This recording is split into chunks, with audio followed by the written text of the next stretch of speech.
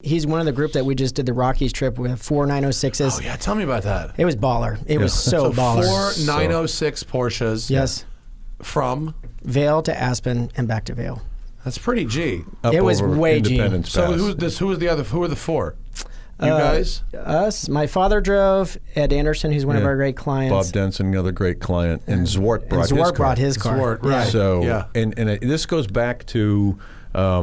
this was killer. Yeah. Look at that image. Wow. Yeah. So, we just finished Independence Pass. That's one of my favorite bits of highway. As far as interstate, it does not get much better anywhere in America. Is that 70? Yep. 70 between Denver and Vail? So surreal. The best. Oh, man.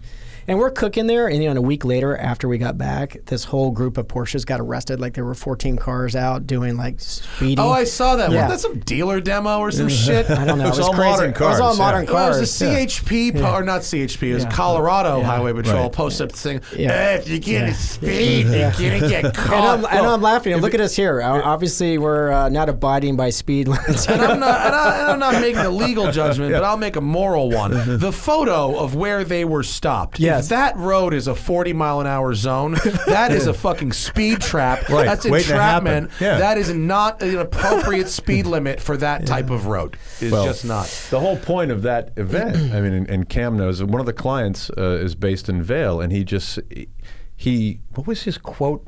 Because we just did a little tour last week around New England. He said it was his wake-up call.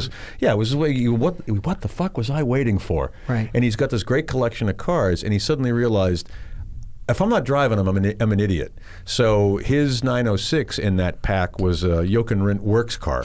So it was a serious... Who's that? Yeah. Amateur. And it was the first time he drove the car. Ever.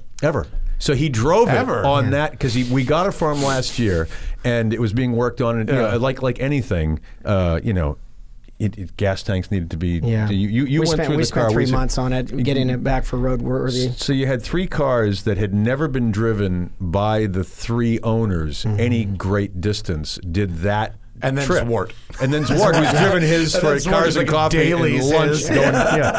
So I think Steve and I saw him driving that car recently to a Cars and Coffee. Hey Jeff, how is it? Hot.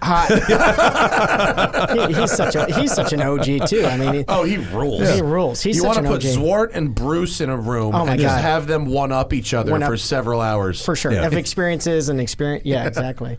But we're sitting on the side of the road. We're sitting on this mountain, and I look at Steve and I go, you realize we have 3 customers that have never driven a 906, period.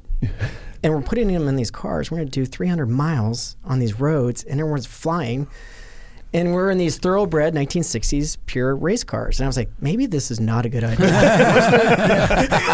Was a little late to pull the plug on the event. Yeah. We're already up here. Was there a homologation streetcar version of the 906 as well, or no? Was That's only it. a race car? Yeah. No, you could drive it on the street. Yeah, it's a street legal car. Oh, so we're talking about the time period where a, quote, prototype racer is still totally a street legal car. There's a lot of misinformation. In Germany, the 906 was not legal on the street, but for the rest of the world, 906 was the last street legal race car. Oh, interesting. So 904, 906, and then the 910 is technically you got to squint to get a 910 legally on the road. But you can do it. Interesting. Yeah, it has turn signals, horn. You can so is it? It's a 906. Not to demean how awesome 906 is, but it's a pretty regular Porsche powertrain, right?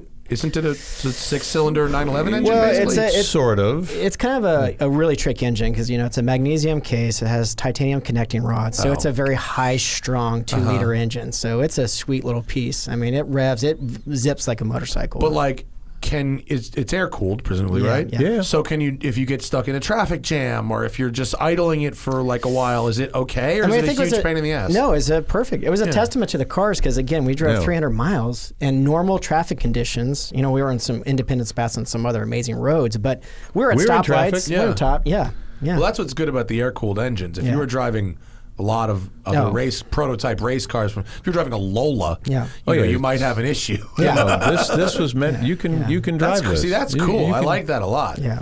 What do they like to drive? I think we have to maybe have you out on our next event. Yeah. I tried to sit in Jeff's. I couldn't get in that car. Yeah. I couldn't fit. Is there a way I could he get did. in? There's that. I got in. How Yeah. did you? Yeah. Yeah, With- 2 with- pounds of bologna, 1 pound bag. Right there. Maybe I didn't. Do you take the steering wheel off to get in and then put it back I was on? a passenger. Oh, It was as the a two of us. passenger. in there. It was Yeah. easy. Yeah.